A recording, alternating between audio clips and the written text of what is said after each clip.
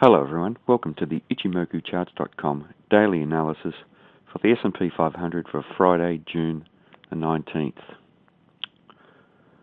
Well, not the sort of day's trading that we'd like to see at the beginning of a first time frame uptrend.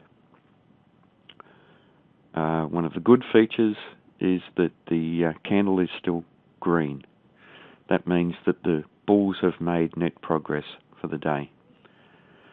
The trouble is the size of the body has been drastically reduced, and that doesn't add a lot of confidence to the continuation of this first time frame uptrend. Now, we still have a first time frame uptrend. We have a higher high and a higher low, so that's a positive, and we know that the trend will stay in force until we have proof otherwise, and that's exactly what's happening.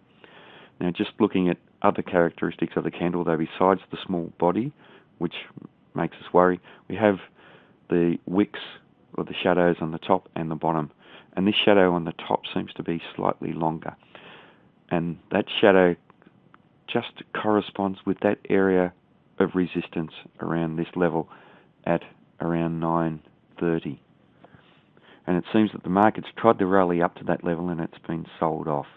So this zone of resistance that we've identified over the last few weeks is still holding, and there's still selling coming in when the market's approaching that area.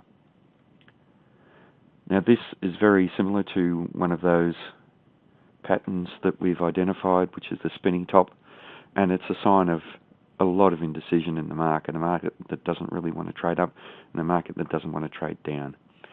Now, it's a sign that the bulls have lost the confidence that they had. The previous candle, the bulls had some sort of control, they were committed, and now they've lost that. There's indecision in the market.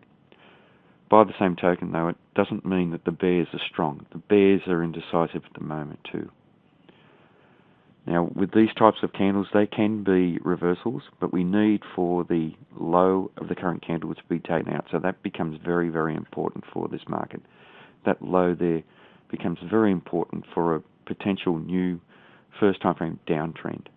If we have a new first time frame downtrend and we don't take out the high of the current candle, then we also have a setup for a second time frame downtrend. So quite an important time for the market at the start of next week. If we do have a second time frame downtrend and we take out that swing low there, then we will have a second time frame downtrend because we would potentially have a series of lower peaks and lower troughs, but that hasn't happened yet. We need to see how trading develops. But the next few days of early trading next week will become very, very important for this market. So the market will probably have difficulty rallying up through this area as we've identified previously. But then if it does sell off, the market will be limited by the top of the Kumo. The Kumo can potentially act as an area of support. So we need to be aware that if we do end up with a second time frame downtrend, it's really limited as to how far this market will trade down. So I think we need to be patient for next week. Look at how trading develops.